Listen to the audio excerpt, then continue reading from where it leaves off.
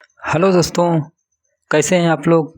I hope आप अच्छे होंगे दोस्तों और लाइफ में कुछ सीख रहे होंगे, क्योंकि सीखना बहुत ज़रूरी है। सीखने से हमारा काफ़ी काम आसान हो जाता है दोस्तों। तो चलिए हम शॉर्टकट में अपनी बात को स्टार्ट करते हैं। आज हम डिस्कस करेंगे दोस्तों वर्ल्ड हेपेटाइटिस डे के बारे में।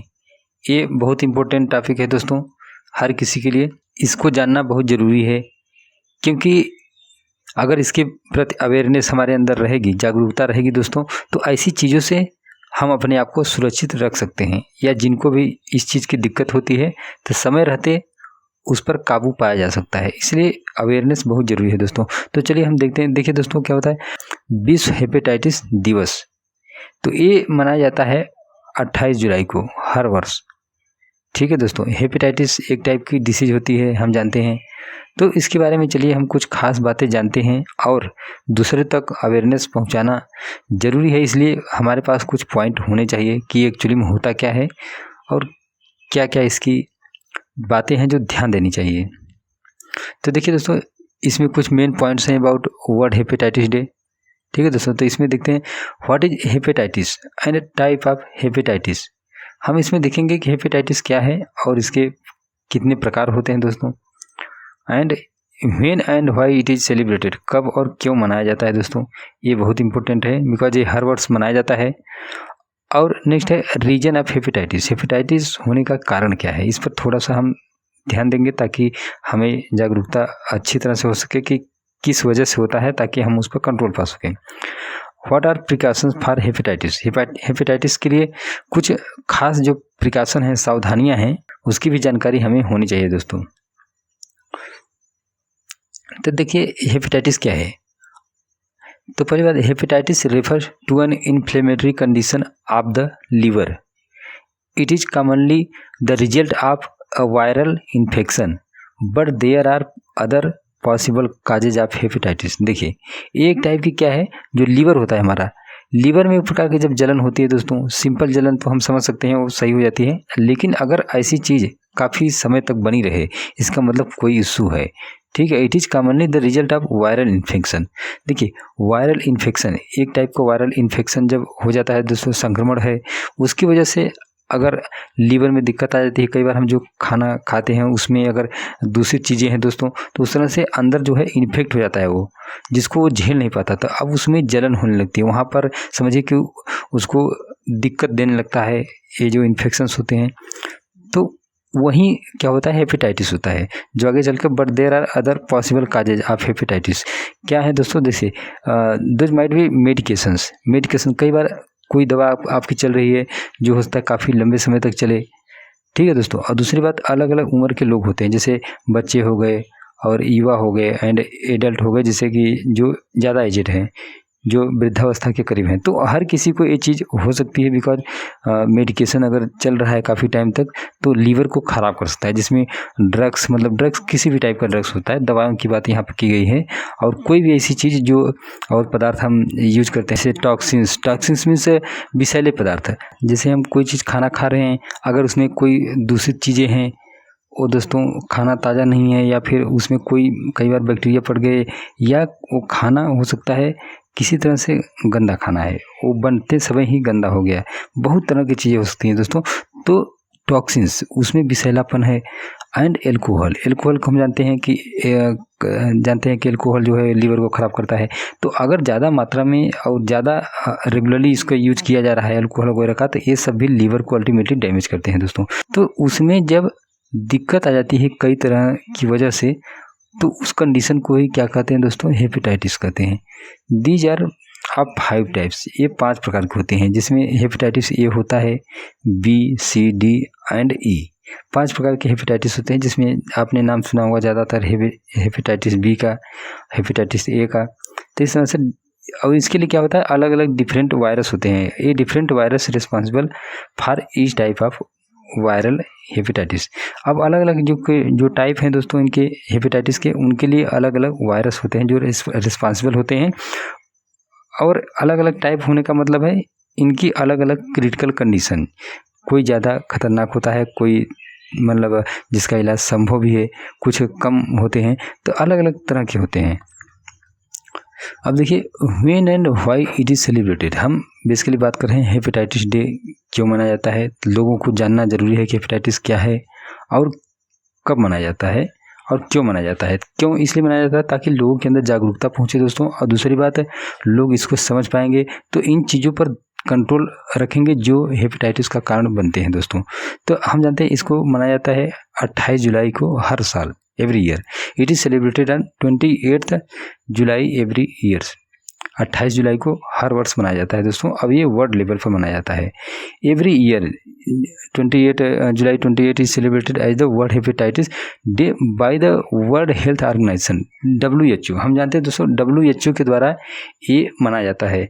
तो WHO जब इस चीज़ को मनाता है तो एक्चुअली हमारे लिए भी क्या होता है, हमारे लिए भी बहुत ज़रूरी होता है। पूरी दुनिया में मनाया जाता है दोस्तों। अब ये आपने ये WHO का नाम सुना होगा बहुत अच्छे से, वर्ल्ड हेल्थ ऑर्गेनाइजेशन, ठीक है। अब देखिए नेक्स्ट के the date of 28 July was chosen, मतलब इसको चुना क्यों गया था दोस्तों, because of it is the birthday of Nobel prize winning scientist. एक ऐसे साइंटिस्ट के नाम पर ये मतलब मनाया जाता है, उनके खासतौर पर बर्थडे पर, जिनका बर्थडे होता है 28 जुलाई को, जिनका नाम है doctor Baruch Blumberg, who discovered hepatitis B virus and developed a diagnostic test and vaccine for the virus. जिन्होंने हेपेटाइटिस बी का वायरस के बारे में जो है खोज की, डिस्कवर किया, और उसके लिए किस तरह से उसको डायग्नोज किया जा सके, टेस्ट ताकि उसका पता चल सके, वो इन्होंने डेवलप किया। इसके साथ ही साथ इसके लिए वैक्सीन पर काम किया इस वायरस के लिए। इसीलिए दरअसल इनको नोबेल प्राइज़ भी मिला इसके लिए। और इनका चूँकि बर्थडे होता है 28 जुलाई को, इसीलिए 28 जुलाई को ही डेट चूज किया गया WHO के द्वारा, और इसको हम मना रहे हैं दोस्तों। अब आगे देखिए रीजन क्या है हेपेटाइटिस के। यहाँ पर बस शॉर्टकट में आपको इसके बारे में थोड़ी सी जागरूकता होना ज़रूरी है, इसलिए इन पॉइंट्स पर हम बात कर रहे हैं। देखिए रीजन क्या है इसके, तो अभी हमने पहले भी देख लिया। देखिए फिर से देखिए, hepatitis means inflammation of the liver. The liver is a vital organ that process nutrients. हम जानते हैं, देखिए इसमें क्या है, इन्फ्लेमेशन को ही दरअसल क्या कहते हैं, हेपेटाइटिस कहते हैं, जब ये लंबे समय तक बना रहे, ठीक है दोस्तों। तो the liver is a vital organ that process nutrition. हम जानते हैं एक ऐसा ऑर्गन है शरीर के अंदर जो बहुत ही वाइटल रोल प्ले करता है, बहुत ही इंपॉर्टेंट रोल प्ले करता है प्रोसेस करने में। किन चीज़ों को, न्यूट्रिएंट्स। न्यूट्रिएंट्स मीन्स दोस्तों जैसे पोषक पदार्थ हैं हम खा रहे हैं, तो उन दरअसल डाइजेस्ट करने में ये हेल्प करता है। और इसके बाद क्या करता है दोस्तों, फिल्टर्स द ब्लड। ब्लड को फिल्टर करता है, ब्लड को छानता है, तो उसको शुद्ध करने में ये मदद करता है। And fights infections. अगर किसी टाइप का इन्फेक्शन है तो लीवर जो है स्टार्टिंग लेवल पर उससे फाइट करता है, इन्फेक्शन से फाइट करता है। लेकिन अगर सोचिए इन्फेक्शन की क्रिटिकलिटी ही ज़्यादा होगी, वो बहुत ज़्यादा क्रोनिक होगा, तो उस केस में अब लीवर भी क्या होगा, आखिरकार उसके लिए ओवरलोड हो जाएगा, फिर वो उस केस में फेल होने लगता है। तो ऐसे धीरे धीरे करके दिक्कत आने लगती है दोस्तों। तो ये इसके कारण है, when the liver is inflamed or damage. अब इस तरह से वो जलन होने की वजह से धीरे धीरे वो डैमेज हो जाता है। Then its function can be affected, मतलब कि when the liver is inflamed or damage, जब इस तरह से नुकसान हो जाएगा उसका दोस्तों, डैमेज हो जाएगा, इसका फंक्शन कैन बी अफेक्टेड। इसका जो फंक्शन है, जो डाइजेस्ट करने में काम आता है, फिल्टर करने में काम आता है, न्यूट्रिएंट्स को प्रोसेस करने में काम आता है दोस्तों, तो वो चीज़ क्या होगा, अल्टीमेटली अफेक्ट होगा, प्रभावित होगा। तो अब आपकी वैसे ही हेल्थ कंडीशन क्या होगी, और ख़राब हो जाएगी, जिसकी वजह से इम्यूनिटी आपकी और डाउन हो जाएगी। तो देखिए दोस्तों क्या होगा फिर, heavy alcohol use, toxins, some medications and certain medical conditions can cause hepatitis। देखिए तो हैवी एल्कोहल यूज, ज़्यादा मात्रा में एल्कोहल का यूज करना भी इसके लिए घातक है। तो ये इसका मेन कारण है। इसका टॉक्सिन्स मतलब जो विषैला, जिन चीज़ों में विषैलापन रहता है उसको अगर हम यूज कर रहे हैं, खा रहे हैं, इनहेल कर रहे हैं दोस्तों, तो वो सब इसके कारण है। कुछ मेडिकल कंडीशन हैं, जैसे अगर कोई काफ़ी लंबे समय तक बीमार चल रहा है, जिसकी वजह से उसको काफ़ी दवा यूज करना पड़ रहा है, तो उसकी लीवर जो है वो वैसे ही धीरे धीरे डैमेज होता चला जाता है दोस्तों। तो ये सारे इसके कारण हैं, आपने दिखाए हैं दोस्तों। अब देखिए दोस्तों, what are the precautions for hepatitis. Hepatitis के लिए क्या क्या सावधानियां हम इस तरह से देख सकते हैं। यहाँ पर देखिए कुछ मेन चीज़ें हैं दोस्तों। यहाँ पर get the vaccines for hepatitis A and hepatitis B। Hepatitis A और बी के लिए वैक्सीन लगवाना बहुत ज़रूरी है और आपने स्टार्टिंग में भी देखा होगा बच्चों को भी लगती है। तो इसकी अगर वैक्सीन लिए रहते हैं तो इसका खतरा कम रहेगा। एंड एक और चीज़ जो निकल के आती है, यूज ए कंडोम ड्यूरिंग सेक्स। सेक्स के दौरान कंडोम का यूज करना चाहिए क्योंकि ये एक दूसरे के अंदर जो ट्रांसफ़र हो सकती है, ये एक टाइप का ऐसी बीमारी है और अगर संपर्क में आते हैं तो इसके बढ़ने के पूरे चांसेस रहेंगे दोस्तों। देखिए, don't share needles to take drugs. जब हम दवा लेते हैं, जैसे इंजेक्शन लगवाते हैं, तो उस केस में जो इंजेक्शन होते हैं उसको शेयर नहीं करना चाहिए। ये हम अच्छी तरह जानते हैं कि जो सिरिंज होता है, उस इंजेक्शन होता है, उसको शेयर नहीं करना चाहिए, हर बार नया लगाना चाहिए। वैसे इस चीज़ का डॉक्टर ख्याल रखते हैं, तो हमें इसका ध्यान रखना चाहिए। Practice good personal hygienic such as thorough hand washing with soap and water. मतलब कि थोरोली आप हैंड वॉशिंग को जो है मेंटेन रखिए, जैसे कि साबुन से और पानी से अच्छे से हाथ धोइए, आपके प्रैक्टिस में होना चाहिए। एक अच्छी आदत रहेगी, गुड पर्सनल हाइजीनिक सच।